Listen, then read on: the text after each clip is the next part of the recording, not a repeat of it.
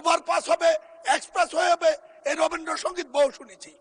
আমার নোটিশ সড়ক বিভাগ সৃষ্ট কুমিল্লার পদুয়ার বাজারে ঢাকা চট্টগ্রাম মহাসড়ক ও কুমিল্লা মহাসড়কের সংযোগস্থলে সড়ক বিভাগ সৃষ্ট দানবীয় ব্যারিকেড এবং কুমিল্লা পাবলিক টমসম ব্রিজ সহ 7টি স্থানে আন্ডারপাস সার্ভিস লেন নির্মিত না হয় স্থানটি একটি মরণ ফাঁদে রূপান্তর হয়েছে তার প্রতিকার প্রসঙ্গে। মাননীয় স্পিকার, ঢাকা চট্টগ্রাম মহাসড়ক ব্রিটিশ আমল থেকে বাংলাদেশের 1 নম্বর মহাসড়ক। পাকিস্তান আমলেও তাই ছিল, বাংলাদেশ আমলে তো বটেই।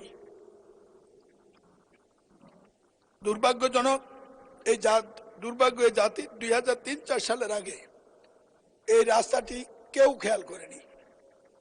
দেশনেত্রী বেগম খালেদা জিয়া কুমিল্লা সফরের পরে এরপরে তৎকালীন অর্থমন্ত্রী জনাব সাইফুর রহমান সফরের পরে এই রাস্তাটির জন্য যা চেয়েছে তাই বরাদ্দ সড়ক বিভাগকে দিয়েছে, কিন্তু কাজটা বাস্তবায়ন হয় নাই।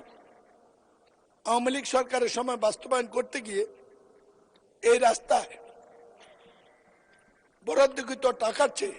মাননীয় সদস্য, আপনি আগেও সংসদ সদস্য নির্বাচিত হয়েছেন, এই পর্যায়ে আপনি শুধু নোটিশটা পড়বেন, তারপরে যদি বাড়তি কোনো কথা থাকে সম্পূর্ণ প্রশ্নের সময় বলবেন।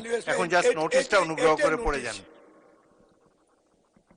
দেশে এই সরকার করেনি, 2003 সাল খালি তো করেন 750 কোটি টাকার প্রজেক্ট। আমি সংক্ষিপ্ত করার চেষ্টা করছি, কারণ আপনি খুব নির্দয় মানুষ, কখন যে মাইক বন্ধ করেন ঠিক নাই। আমি জীবনে এত ভয় পাই নাই কোথাও, এখন আপনার সামনে দাঁড়াইলে যে ভয় লাগে। কথা শেষ করার আগে, মৃত্যুর আগেও মানুষ মুখে একটু পানি দেওয়ার সুযোগ দেয়, আপনি তাও দেন না। এই প্রকল্পটি বাস্তবায়ন করতে গিয়ে সরকার, আওয়ামী লীগ সরকার 1700 কোটি টাকা ব্যয়, 17,000 কোটি টাকা ব্যয় করেছে। আজকে মরণ ফাঁদ, একই কারণে ঈদের দিনে এই দুর্ঘটনা। বিরোধী নেতা একটা দেখেছেন, এখানে গেটর করছে কয়েক লক্ষ, মারা গেছে 1 লক্ষ লোকের কাছাকাছি, এই পর্যন্ত কিছু হয়নি। আমাদের নতুন যোগাযোগ মন্ত্রী বা সড়ক সেতু মন্ত্রীর সাথে দেখা হয়েছে, আমার মনে হয় তিনি ব্যাপারটা অনুভব করেছেন, কিন্তু জাতি হিসাবে এটা না দেখলে এই মরণ ফাঁদ থেকে রক্ষা পাওয়া যাবে না। ঢাকা কুমিল্লা মহাসড়ক সমাধানের জন্য ব্রিটিশ আমল থেকে রেল লাইন করতে চেয়েছিল। ধান খেতে রেল লাইন হয়েছে, ঢাকা কুমিল্লা রেল লাইন হয় নাই। ঢাকা কুমিল্লা রেল লাইন হইলে চট্টগ্রামের দূরত্ব কমে, ঢাকাটাই কুমিল্লা চট্টগ্রাম পর্যন্ত চলে যেতে পারে। চট্টগ্রাম থেকে কক্সবাজার রেল লাইন হয়েছে, ঢাকা কুমিল্লা হলে সংযোগ হয়, সংক্ষিপ্ত সময় যায়, এই রেল লাইন সফর হয়।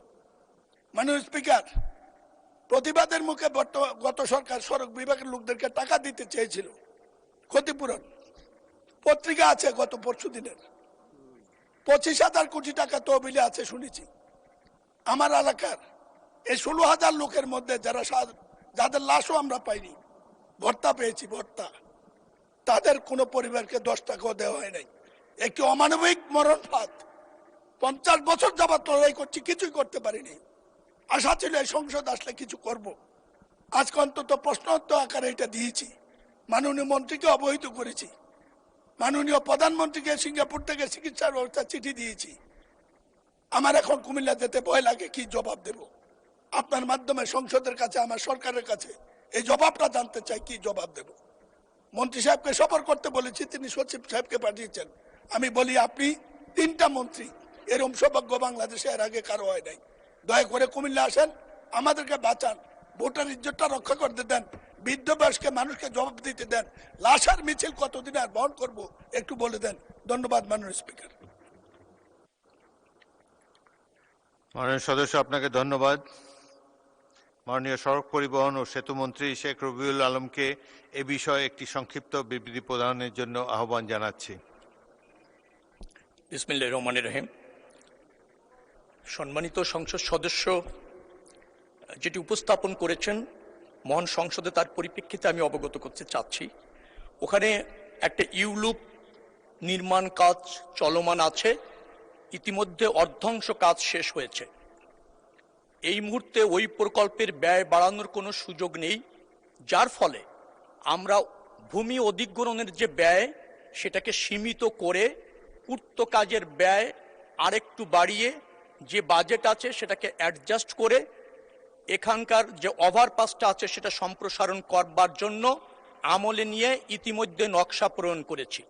আমরা মনে করছি এই নকশা অনুসারে এই কাজটি দ্রুততম সময়ের মধ্যে শেষ করতে সক্ষম হব এবং তাতেই ওই জায়গায় যে সমস্যাটা আছে তার একটা স্থায়ী সমাধান হয়ে যাবে। আরেকটি জায়গা এখানে উল্লেখ করা প্রয়োজন বিষয়, ঢাকা চট্টগ্রাম যে মহাসড়ক আছে এটা 10 লেনে উত্তীর্ণ করবার একটা প্রকল্প ইতিমধ্যে ফিজিবিলিটি স্টাডি চলমান রয়েছে। সেখানেও আরো 3টি আন্ডারপাস নির্মাণের পরিকল্পনা সরকার ইতিমধ্যে ওই ফিজিবিলিটি স্টাডির মধ্যে আছে। পাদুয়া বাজারে যে ইউলিপের কথাটা বলা হচ্ছে সেটিকে আবার আমরা ইন্টারসেকশন যেভাবে আছে তার অধীনেও আরো 2টি আপনার আন্ডারপাস নির্মিত হবে, যার ফলে 5টি আন্ডারপাস ওই অঞ্চলে নির্মাণের পরিকল্পনা ইতিমধ্যে সরকার গ্রহণ করছে। দ্রুততম সময়ের মধ্যে বিশদ নকশা আপনার প্রণয়নের কাজ চলছে। আমরা এরপরে ডিপিপি উপস্থাপন করে এই ব্যাপারে যে সমস্যাটা আছে তা সমাধান করতে ইতিমধ্যে পদক্ষেপ গ্রহণ করেছে সরকার।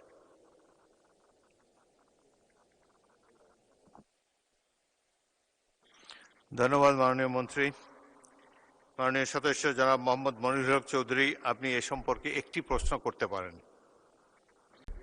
মাননীয় স্পিকার, যে কোনো সময় সবচেয়ে বেশি হতাশ হলাম। আওয়ামী লীগের সময় যে বক্তব্য দিয়েছে মন্ত্রী সাহেব সেটাই দিচ্ছেন। আমি প্রশ্ন করেছি 750 কোটির জায়গায় 17 কোটি টাকা 17,000 কোটি টাকা খরচ হলো বলে শুনছি। আন্ডারপাস কোথায় গেল, ওভারপাস কোথায় গেল এবং অনুমোদিত ওভারপাসটি কেন হলো না? আরেকটি রাস্তা হলো এখানে ব্যারিকেড দিয়ে রাস্তা বন্ধ করে দিল কুত্তামার্কা নির্বাচনের সময় 14 সালে। 14 সাল থেকে এত লোক মারা গেল, একজন লোকও ক্ষতি পারেন কেন? মন্ত্রী মহোদয় বলছেন ওভারপাস হবে, এক্সপ্রেস হয়ে হবে, এই রবীন্দ্রসঙ্গীত বহু শুনেছি। মানুষ আমাদেরকে শান্তি মনে মরতে দেন। উনার প্রত্যেকটি কথা সরকার সচিবরা যা বলে দিয়েছে, ওই যারা টাকা লুণ্ঠন করেছে তারা শিখিয়ে দিয়েছে, সেটাই উনি বলেছেন। মাননীয় মন্ত্রী প্রশ্ন করেন। প্রশ্ন নাই কোনো? বলছি মাননীয় মন্ত্রী।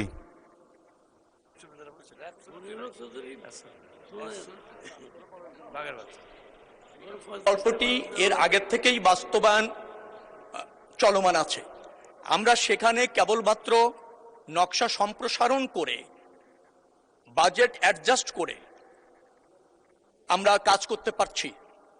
আর এখন যে প্রকল্পটি নেওয়া হচ্ছে 10 লেন করবার ক্ষেত্রে ঢাকা চট্টগ্রাম মহাসড়ক, সেখানে কিন্তু ওই অঞ্চলের দুর্ঘটনা, ওই অঞ্চলে যানবাহন চলাচল ক্ষেত্রে যে শৃঙ্খলা, যে ইন্টারসেকশনগুলি আছে সেটা যাতে প্রচুর যানবাহনকে ম্যানেজ করতে সক্ষম হয়, যেহেতু পদুয়া বাজারের বেশ কিছু আপনার যুক্ত আছে ইন্টারসেকশন, সেটাকে পরিকল্পনা করে আগামী দিনে যে প্রকল্পটা যাচ্ছে সেখানে আছে।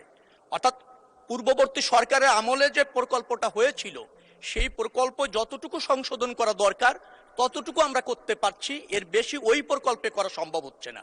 সরকার নতুন এসেছে, নিশ্চয়ই মাননীয় সংসদ সদস্য তিনি আমাকে এই বিষয়ে জ্ঞাত করেছেন। আমি সেখানে সচিব এবং আমাদের সড়ক ও জনপথ অধিদপ্তরের দায়িত্বশীল কর্মকর্তাদের তাৎক্ষণিকভাবে পাঠিয়েছি। তারা সেখানে সরজমিনে দেখে আসছে, বেশ কিছু পদক্ষেপ আমরা নিচ্ছি।